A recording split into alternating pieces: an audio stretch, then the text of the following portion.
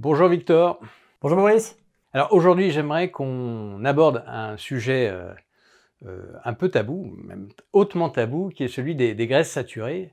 Mangeons-nous suffisamment de graisses saturées? Et oui, parce qu'on a fait la guerre aux graisses saturées pendant quelques décennies, et c'est même ce qu'on a appris nous-mêmes à l'école, par exemple, dans les études de médecine. Alors moi, les graisses saturées, c'est une longue histoire parce que ça fait partie de ce que j'avais appris en biochimie métabolique. Et la biochimie métabolique, je suis un peu tombé dedans dans les études. Et alors, j'avais un parcours un petit peu particulier. J'étais passé en bio à l'époque, en fac de bio, donc j'avais fait un DUG, donc une L1, L2, mais à l'époque, et donc j'avais déjà beaucoup aimé la biochimie métabolique, et puis après en médecine, bref, et donc c'était une grande histoire d'amour, et où j'appliquais scrupuleusement les principes qu'on nous donnait et qui étaient censés être en adéquation avec les bonnes recommandations de santé, de fuir absolument les graisses saturées et de privilégier les glucides, hein, dont on a déjà largement parlé dans certains podcasts. Et puis, je fais un saut après dans la formation médicale et pendant l'internat, je commence à prendre un peu de poids, Victor toi aussi, prendre un peu de ventre, à se sentir moins bien, fatigué, des douleurs, des maux de dos, etc. Bref, tout ce qu'on a pu d'ailleurs évoquer par moment. Et là, à ce moment-là, vois-tu pas que mon ami Victor, n'est-ce pas, commence à me dire: «Tu sais, la théorie lipidique, ce serait intéressant de creuser un peu le sujet». Alors comment ça, une théorie lipidique? Pour moi, les acides gras saturés et les maladies cardiovasculaires, c'était un lien direct et en fait, pas forcément, et en fait, c'est même un peu aussi là qu'est née la méthode Sequoia Santé, c'est-à-dire qu'on a voulu examiner les bases, les fondements, scientifiques de cette théorie lipidique qu'on va détailler. Et on a voulu regarder aussi ce qu'avaient à dire les opposants, hein, de voir un peu les parties extrêmes pour voir sur quels arguments scientifiques ça reposait également, de vérifier aussi dans quelle mesure notre propre expérience corroborait ou non ces théories, et puis surtout, est-ce que cette théorie lipidique était cohérente aux yeux de l'évolution des espèces, de notre espèce, Homo sapiens. Et il faut commencer, bien sûr, avant toute chose, par l'histoire, parce que pour paraphraser Auguste Comte, hein, on ne connaît pas quelque chose tant qu'on n'en sait pas l'histoire, et donc, d'un point de vue de l'histoire de la théorie lipidique, il y a beaucoup à dire. Alors, Victor, est-ce que tu peux commencer par nous résumer très simplement ce qu'on appelle la théorie lipidique? La théorie lipidique, pour faire très simple, c'est une théorie qui dit que quand on mange des acides gras saturés, ça fait monter le cholestérol sanguin et qu'ensuite, un excès de cholestérol sanguin entraîne l'athérosclérose. Alors, l'athérosclérose, qu'est-ce que c'est? L'athérosclérose, c'est tout un tas de lésions vasculaires qui apparaissent dans les artères et dans lesquelles il y a des plaques qui se forment et ces plaques contiennent du cholestérol. Et donc, en ayant observé sur des séries d'autopsies ces lésions dans les artères avec du cholestérol, on en a déduit que le cholestérol sanguin en excès aboutissait à la formation de plaques qui bouchaient les vaisseaux et qui aboutissaient à l'infarctus du myocarde, à l'AVC et à tout un tas de maladies cardiovasculaires. Donc, on va dire que le raccourci avait été pris entre consommation d'acides gras saturés qui se transforment en cholestérol dans le sang, on ne sait pas trop comment, et qui aboutissent aux maladies cardiovasculaires. Ça, c'était la théorie lipidique. Très bien, très bien. Et quelles sont les origines de cette théorie lipidique? Comment est-ce qu'on en est arrivé là? Donc tu as commencé du coup à nous expliquer. Est-ce que tu peux préciser un peu?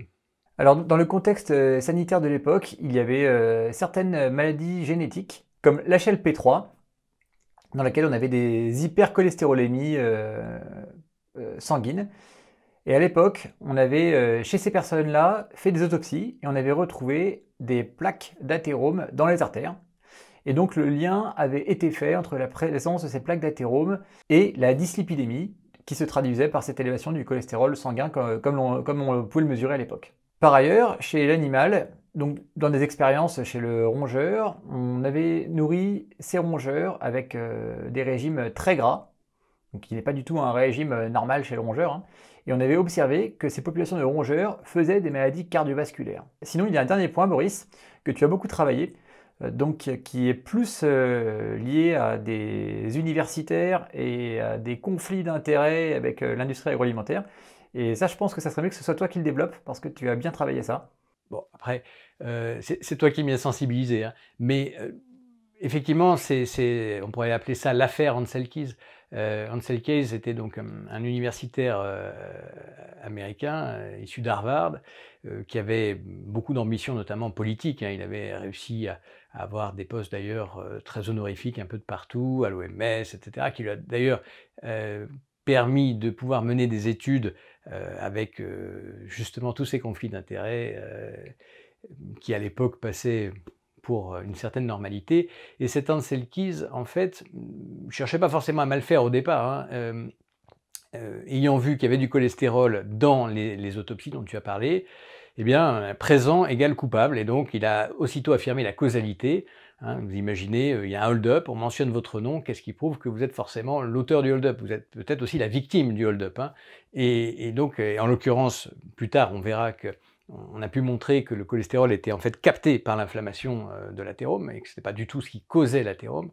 Et donc, Ansel Keys avait du coup visé les graisses animales saturées comme étant la cause de cette épidémie à l'époque d'infarctus du myocarde. Effectivement, il faut se replacer dans le contexte des États-Unis des années 50, avec un nombre d'infarctus incroyable chez des gens jeunes, hein, 50 ans, 60 ans, et les gens s'écroulaient, en plus c'est spectaculaire, avec une douleur thoracique aiguë, les gens crient, s'écroulent par terre, parfois perdent connaissance, voilà, c'est quelque chose de spectaculaire, ça ne laisse pas indifférent, et ce qui est venu booster cet aspect-là, c'est l'infarctus du président de la République Eisenhower en 55 en jouant au golf. Ce qu'on a oublié, évidemment, ou surtout ce que Keys n'a pas voulu analyser, c'était le fait que ces gens-là étaient fumeurs et qu'il y avait notamment depuis les années 20, énormément de tabagisme aux États-Unis. Et Eisenhower, par exemple, consommait à lui seul 3-4 paquets de cigarettes par jour, du moins c'est ce qui est décrit. Et donc c'était la cause de ces infarctus du myocarde, de cette maladie cardiovasculaire. Et Ansel Keys, derrière, par des études complètement truquées, sur une première étude sur 6 nations, a essayé de montrer une corrélation à l'OMS, a obtenu le budget pour faire sa 7 Country Studies, dans laquelle, effectivement, à chaque fois, des pays qui ne correspondent pas à sa théorie sont exclus, comme la France, par exemple, le fameux French Paradox.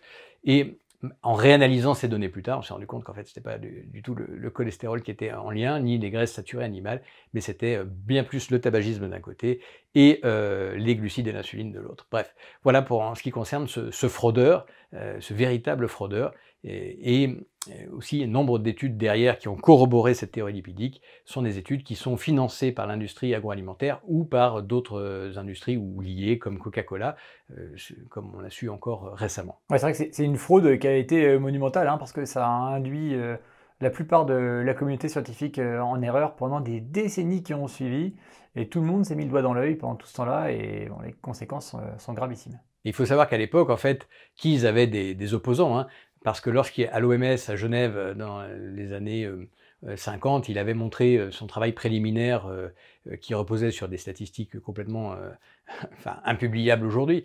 Et donc, il avait choisi parmi 22 pays, il en avait choisi 6 qui permettaient d'avoir une corrélation apparente entre la quantité de graisse consommée et les maladies cardiovasculaires. À l'époque, il avait eu de fortes oppositions, mais comme c'était un homme de pouvoir qui avait réussi à infiltrer tout un tas d'agences gouvernementales internationales, il a pu faire taire, hein, comme Yudkin par exemple, d'autres opposants, et ça c'est à noter. Ok, bah merci pour ce petit rappel historique. Alors du coup, puisqu'on commence à aborder le sujet, Victor, quelles sont les théories alternatives à la théorie lipidique? Des théories alternatives, il y en a plusieurs qui ne sont pas forcément exclusives entre elles. Par exemple, on a un groupe d'intellectuels et d'experts qui s'appelle THINCS, T-H-I-N-C-S, qui sont en fait un groupe d'experts internationaux dans le monde de la santé, des médecins, mais aussi des chercheurs, qui font des recherches sur les théories alternatives à cette fameuse ancienne théorie lipidique que nous avons décrite. Également, il y a la théorie du HDL versus LDL. Alors, vous savez, c'est deux molécules qu'on mesure dans la prise de sang. Le HDL qui est souvent décrit comme le bon cholestérol et le LDL comme le mauvais cholestérol. Souvent, dans la théorie lipidique actuelle, les médecins ont tendance à se focaliser sur le LDL. Et en fait, dans les théories plus récentes, disons que le LDL a en fait beaucoup moins d'importance et en fait, on se focalise surtout sur le HDL, dans lequel on observe que quand son niveau est trop bas, pour le coup, il est un réel facteur de risque de maladie cardiovasculaire, alors que le LDL, en fait, beaucoup moins. Et qu'est-ce qui fait monter le HDL? Ce qui fait monter le HDL, c'est la consommation de graisses saturées, notamment. Hein, c'est vraiment intéressant parce que dans ces théories, on va dire, modernes, qui semblent coller un petit peu mieux aux données qu'on a, en tout cas mieux les expliquer, eh bien en fait, pour faire monter le HDL, il faut consommer plus de graisses saturées qui avaient justement été interdites et montrées du doigt par l'ancienne théorie. Ensuite, on peut parler des triglycérides, donc les triglycérides qui sont assez peu pris en compte par l'ancienne théorie lipidique, et qui en fait, dans la nouvelle théorie lipidique, semblent être quasiment le facteur de risque le plus important que l'on puisse mesurer à la prise de sang. Des triglycérides élevés sont un reflet d'un régime riche en glucides avec un métabolisme lipidique très abaissé. Quand le corps fonctionne avec des glucides, eh bien les lipides ont tendance à stagner dans le sang car ils ne sont pas utilisés et c'est ce que l'on observe avec l'augmentation des triglycérides à la prise de sang. Un autre versant des nouvelles théories lipidiques concerne l'insuline. En effet, on sait que l'insuline est l'hormone qui entraîne le stockage de la graisse chez Homo sapiens. Et on sait aussi que l'insuline est une hormone qui est sécrétée en réponse à la consommation de glucides. Et donc ces nouvelles théories font le lien entre les régimes riches en glucides et cette épidémie que l'on peut observer d'obésité, de graisse abdominale, de diabète, de syndrome métabolique, enfin toutes ces entités en fait dont le point commun semble être un hyperinsulinisme, qui serait lui lié au régime riche en glucides. Un dernier point que l'on pourrait évoquer est la consommation importante actuellement d'acides gras polyinsaturés. Les consommations massives d'acides gras polyinsaturés n'ont jamais fait partie du régime d'Homo sapiens. Homo sapiens, en tant que chasseur-cueilleur, avait des consommations d'oméga 3 et d'oméga 6 assez faibles en fait, qui restaient des acides gras nécessaires au bon fonctionnement de l'organisme, mais en quantité très faible. Et les régimes actuels, très riches en huile végétale, apportent des quantités massives de ces acides gras oméga 3 et oméga 6 qui semblent être délétères pour l'organisme, pour différentes raisons que l'on pourra aborder dans d'autres vidéos. Oui, si vous voulez plus de détails sur les différences acides gras saturés, insaturés au sein des insaturés, les mono ou les polyinsaturés au sein des polyinsaturés, les oméga 6, les oméga 3, voire les oméga 7 éventuellement, je vous renvoie sur une vidéo qu'on a tournée sur la toxicité des huiles végétales, hein, qui est sur YouTube. Voilà, donc je vous renvoie à cette vidéo. Finalement, quel était le régime traditionnel d'Homo sapiens en termes de graisse? On va dire que le paradoxe par rapport à l'ancienne théorie lipidique, c'est que le régime traditionnel d'Homo sapiens est très riche en graisses saturées. Effectivement, chez un chasseur-cueilleur, une grande partie de l'énergie qui était consommée venait de la chasse ou de la pêche. Et les pièces les plus grasses étaient consommées en priorité, car c'est celles qui apportaient le plus d'énergie. Le côté cueillette apportait, lui, peu de graisse, mais représentait une part de l'énergie consommée bien plus faible que les sources animales. Donc on s'est retrouvé pendant des décennies avec cette théorie lipidique qui bannissait les graisses saturées du régime d'Homo sapiens, alors qu'on est une espèce qui s'est construite en consommant ce genre de graisse en grande quantité. Donc ça allait à l'encontre totale de l'anthropologie. Et du coup, les oméga 3, finalement, puisqu'on nous dit qu'il faut en manger des caisses, où est-ce que Sapiens s'est trouvé? Il en avait tant besoin que ça? Alors les oméga 3, l'organisme en a un petit peu besoin, mais ça tombe bien parce qu'ils sont présents en petite quantité dans les viandes animales. Aujourd'hui, on a conseillé de consommer des caisses d'oméga 3 et d'oméga 6. Et donc les gens vont consommer du krill d'Antarctique, des tonnes de sardines, et puis mettre des huiles végétales partout. Bon, à ce que je sache, Homo sapiens n'a jamais mangé de colza et n'avait pas de fanon dans sa bouche pour aller manger du plancton en Antarctique. Donc ça me paraît être des raisonnements assez étranges, pour le moins que je puisse dire. Et il semble que ça soit au mieux erroné. Et donc, si cette théorie lipidique, donc là on est en train de parler d'une autre théorie qui est la théorie insulinique, hein, plutôt, et entre autres, parce qu'il y a d'autres facteurs de risque qui permettent d'expliquer l'hétérogénèse. Mais si on oppose un peu donc théorie lipidique et théorie insulinique, cette théorie lipidique qui nous dit que les graisses saturées entraînent des maladies cardiovasculaires, si elle était exacte, est-ce qu'on serait là aujourd'hui, vu que Sapiens en mangeait? A priori, non. Donc, on voit bien que cette théorie lipidique ne tient pas la route, comme tu l'as bien souligné, au niveau de l'évolution, au niveau de l'anthropologie. Hein. Ça, c'est très, très, très important. Je pense que c'est un des raisonnements qu'on peut toujours essayer d'avoir. Est-ce qu'il y a une cohérence, une logique avec l'évolution, ou est-ce qu'on est en train de délirer complètement? Voilà. Et donc, la réponse, c'est évidemment qu'on était en train de délirer complètement. Et puis, ce qu'on pourrait rajouter, c'est si Homo sapiens avait été une espèce qui mangeait des féculents, eh bien peut-être qu'on aurait eu des défenses comme un sanglier pour aller chercher des tubercules ou des pommes de terre dans la terre, ou peut-être qu'on aurait eu un bec pour aller picorer des graines, peut-être qu'on aurait eu une physionomie un peu différente de ce que l'on peut observer actuellement chez Homo sapiens. Oui, c'est sûr qu'on n'a pas tout à fait la physionomie de l'animal qui va se procurer des tubercules, c'est le moins qu'on puisse dire. Alors, fait intéressant, toujours sur de l'anthropologie, hein, alors, pour le coup, concernant des tribus beaucoup plus récentes aux yeux de l'évolution, extrêmement récentes, hein, parce que c'est des tribus modernes en quelque sorte, de nomades modernes, si l'on prend les Maasai, qui ont été bien étudiés dans les années 50-60, si mes souvenirs sont bons, par George Mann, entre autres. Il a donc autopsié plusieurs centaines de Maasai, et il faut savoir que donc les Maasai, notamment les Maasai guerriers, ont un régime alimentaire qui est très riche en graisses saturées, et qui provient soit du sang directement d'un certain nombre de ruminants qu'ils peuvent prélever, qui provient aussi du lait entier, hein, qu'ils mangent en grande quantité, puis ils mangent aussi de la viande grasse, malgré tout.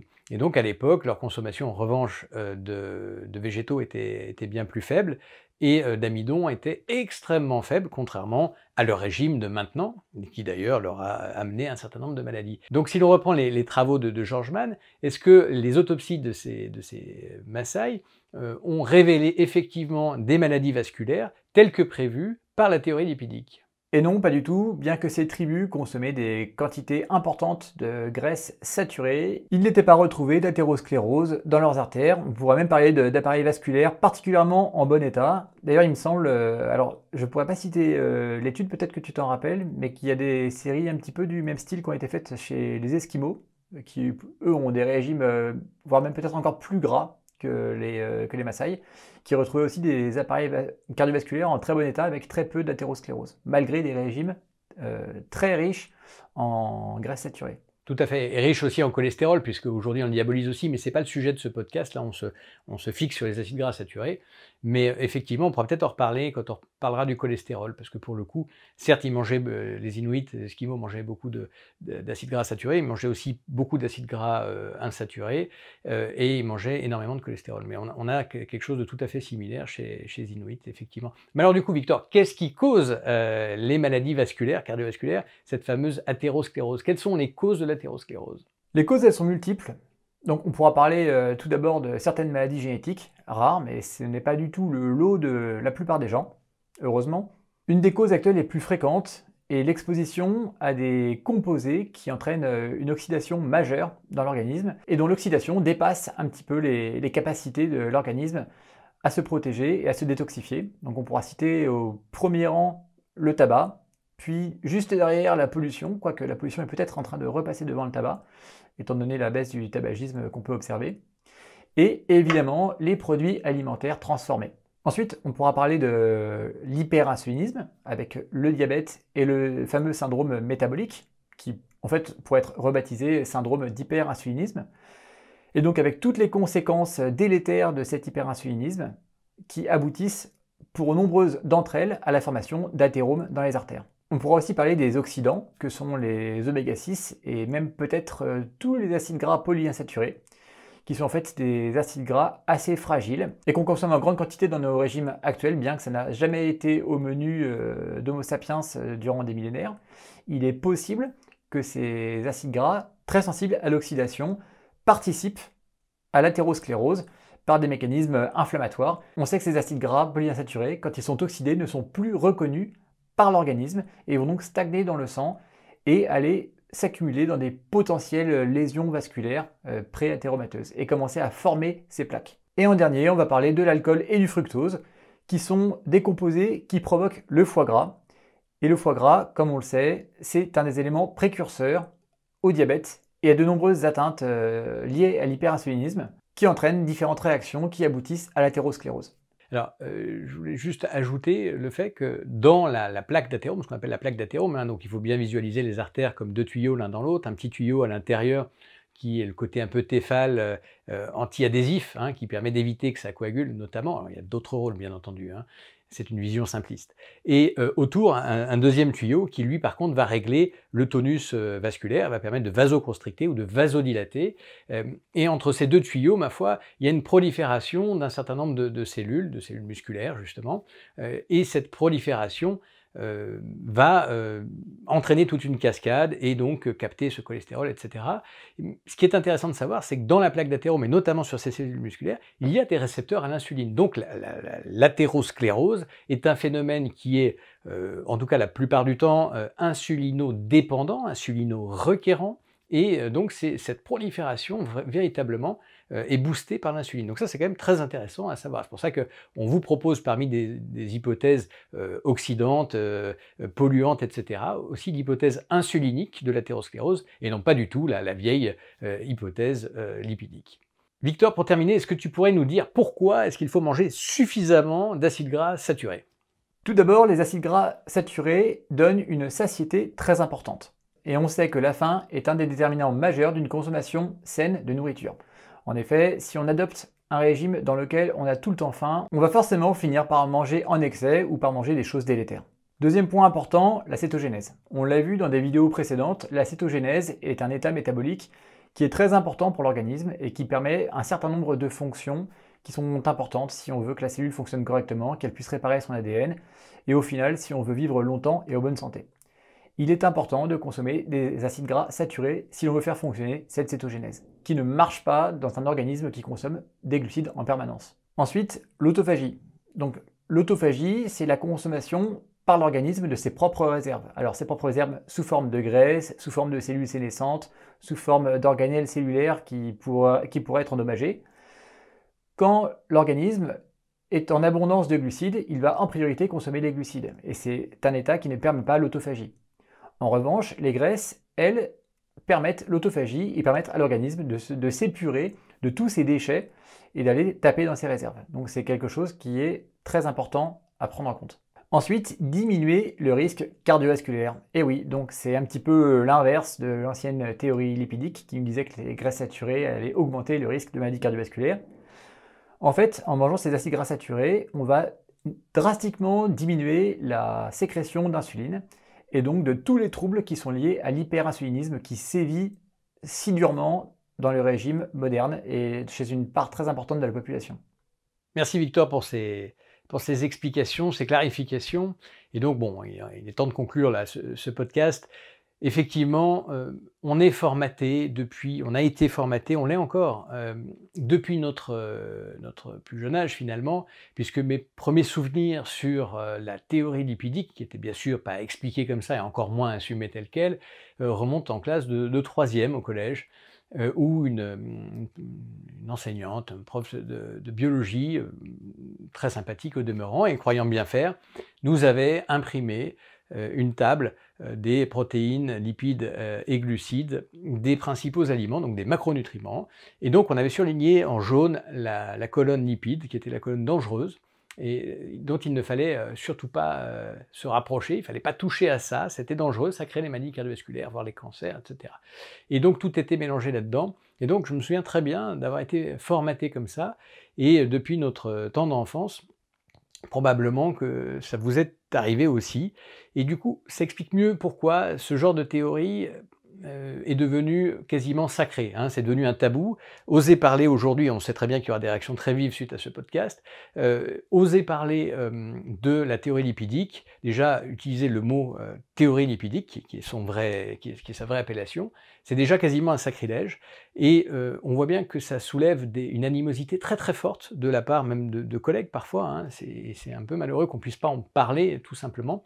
Et le fait de soulever autant de passion simplement parce qu'on remet en cause le statu quo, c'est par définition le fait qu'on est au sein d'une religion et non plus au sein de la science. Là, donc la théorie lipidique a quitté la science depuis bien longtemps, d'ailleurs elle en a rarement fait partie d'ailleurs dans son histoire, mais cette théorie lipidique actuellement est vraiment une question de religion, et il faut y croire, il faut y adhérer, ça n'est pas notre cas.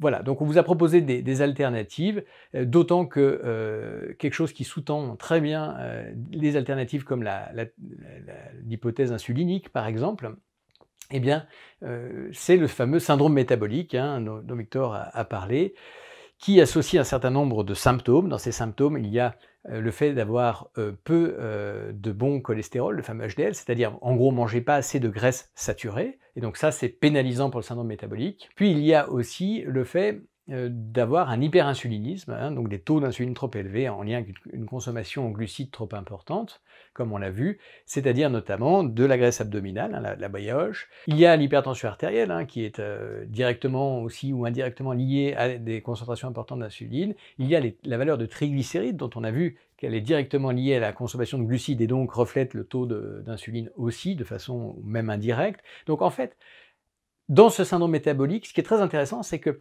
d'un côté, il y a le fait de ne pas consommer assez d'acides gras saturés d'origine animale qui est délétère, et de l'autre côté, il y a le fait de consommer trop de glucides et d'avoir trop d'insuline qui est délétère. Et donc les deux permettent de définir le syndrome métabolique. Et pourquoi est-ce qu'il a été défini comme ça? Alors ça remonte probablement, de mémoire, je crois que c'est les années 20, on l'appelait syndrome X à l'époque, et en fait ce syndrome métabolique, en réalité, est très très bien corrélé au risque cardiovasculaire, et on voit qu'en fait la consommation d'acides gras saturés intervient comme protecteur et non pas comme effet délétère, et que le cholestérol n'en fait absolument pas partie, mais ça c'est une autre histoire. Voilà, donc ce syndrome métabolique, d'ailleurs, comme Victor le suggère, qu'on pourrait appeler syndrome insulinique, hein, ou d'hyperinsulinisme, puisque maintenant on a trouvé quelle partie du métabolisme permettait d'expliquer ce syndrome. Voilà, c'est terminé pour aujourd'hui. Merci de nous avoir suivis jusque-là. Si cette vidéo vous a plu, n'hésitez pas à mettre un j'aime, hein, ça nous aide beaucoup, ça nous motive à créer du contenu. N'hésitez pas à la partager également, à vous abonner à notre chaîne et à déclencher la cloche, hein, pour ne rien rater. En attendant, rendez-vous sur notre site www.sequoiasanté.com.